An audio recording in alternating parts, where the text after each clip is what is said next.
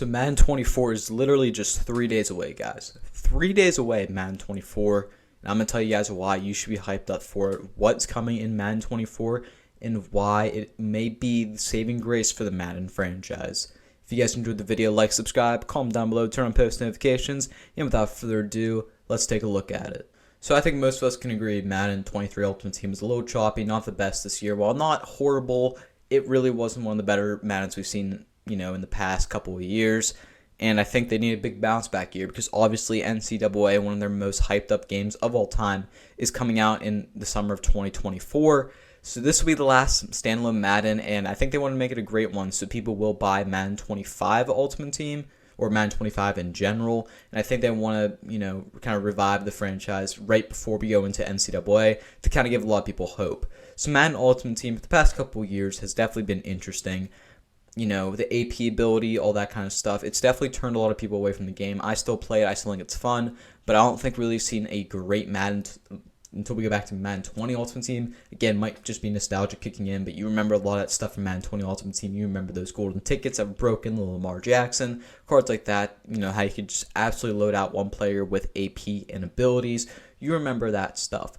But what you don't remember is, some of the bad in that game, because there wasn't much. I mean, there was some bad stuff in that game, but they really corrected a lot of things going into that year, and then kind of from there on out, it just kind of went downhill. Madden 21 Ultimate Team kind of seemed like a watered-down version. They tried too much with Madden 22, and then Madden 23 was just overwhelmed with so many things.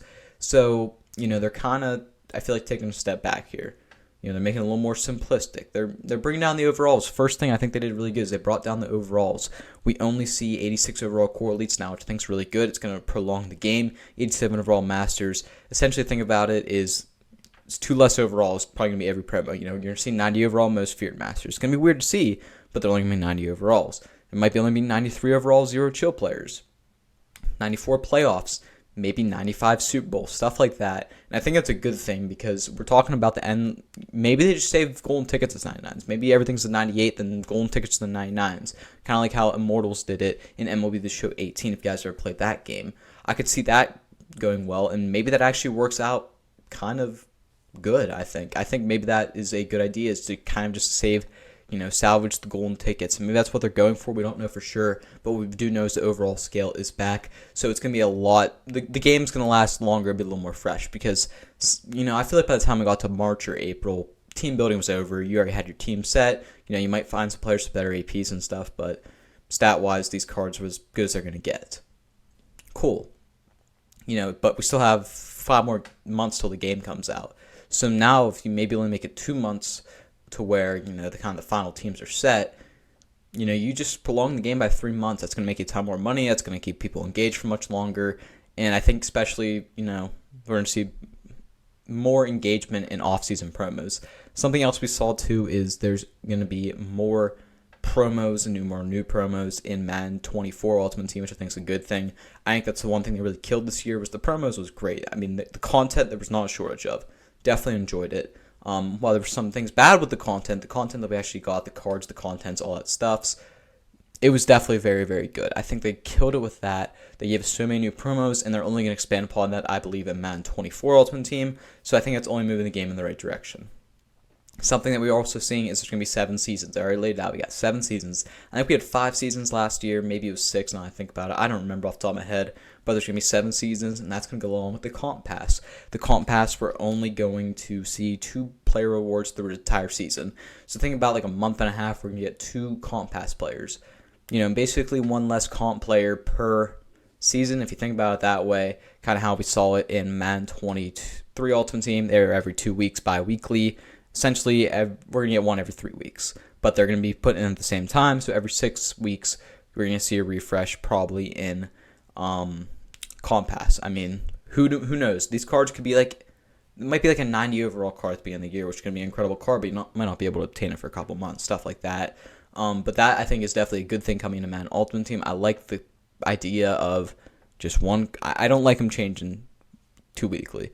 I think maybe making the Comp Pass a little bit longer and a little more of a grind is a good thing. And then especially because you have the hardcore players. If you guys don't know, the first 1,000 people can auction off that card, gets an extra AP bucket. Good incentive to play online, although there's still tons of rewards we're missing probably online. Is at least somewhat incentivizing. So I think that's a good idea as well. Could have gone about it a little bit better, but I think you're going to see a little more engagement head-to-head online and stuff like that this year, because I feel like they're going to make the comp pass slightly better. Maybe give us some better rewards toward the end of it, considering that it's going to take a little bit longer to get there, probably because the comp pass is going to be 6 weeks. You're not going to be able to grind the comp pass in a week, most likely. It's going to probably take 3 to 4 weeks to grind that comp pass, so I think it's a good thing. So definitely a W there by EA. Some of the other things they're doing this year, which I like a lot, I think the rookie premieres the way they did this year. You basically get a free 84 overall team if you complete them all. That's really good at the beginning of the year. Not to mention we get Hall of Fame players. The Hall of Fame promo might be a promo that we see at the beginning of the year, where you might be able to maybe grind something, grind solo challenges for a free 84 BND. Hall of Fame player, guys like Zach Thomas, DeMarcus Ware, Darrell Reeves, cards like that. I think that's fun as well. Maybe there's another way to get another AKA player. That might be a little more of a stretch, but that'd be kind of cool if they gave us something like that too. And I think the one thing that gives me a lot of hope for this year in Madden Ultimate Team, maybe being a little more no money spent friendly, is kind of how they introduced solo challenges and what's called house rules at the end of last year. If you guys played really toward the end of Madden 23 Ultimate Team, I didn't play too much, but I definitely kept in touch with it. You were able to kind of auction off some solo challenges rewards, and I think maybe they will go towards that. Maybe throw an exclusive player like that Jamal Adams Red Zone Royale card, where at the end of the promo you get a card the same overall as the rest of the masters in the promo. So for example, headliners, maybe that's a 2-week promo, let's say, and at the end of it you get an 87 overall headliner, assuming that's going to be their overalls as champions. That'd be kind of a W. Maybe it's B&D, maybe it's auctionable. I can understand both ways. Maybe it's the first 1,000 people to get that. It's auctionable as well. That'd be kind of cool. Incentivize people playing quicker and being on when these content drops. Other things, house rules would be kind of cool if we saw those rewards like that. For example, Mike Haynes was for the Theme Team Remix. There was cards like that I thought was really cool, where you're able to grind it. It took a long grind, but you got a 2 to 3 million coin card at the end of it, which is definitely a W.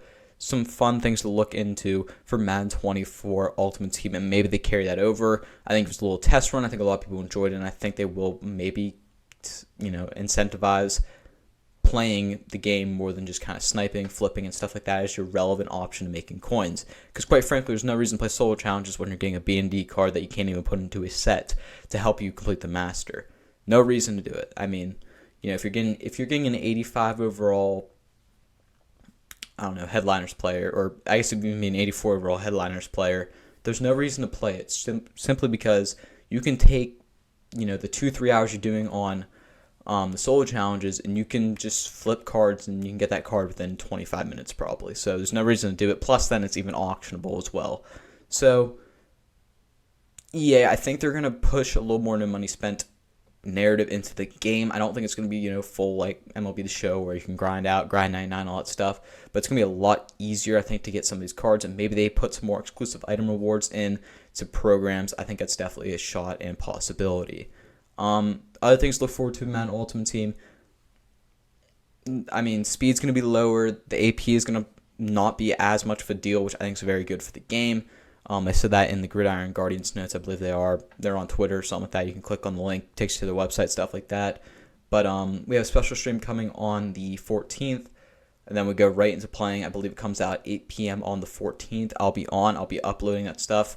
I got some fun series planned. I've got I got Road to the Ring coming this year. It's gonna be a fun series. You guys gotta stay tuned for that. We got Road to Rich, and then we're also gonna put pack stat trap. I don't know. I'm calling it. But I'm gonna track pack stats throughout the year, and we're gonna see which packs turn out victorious and are very good.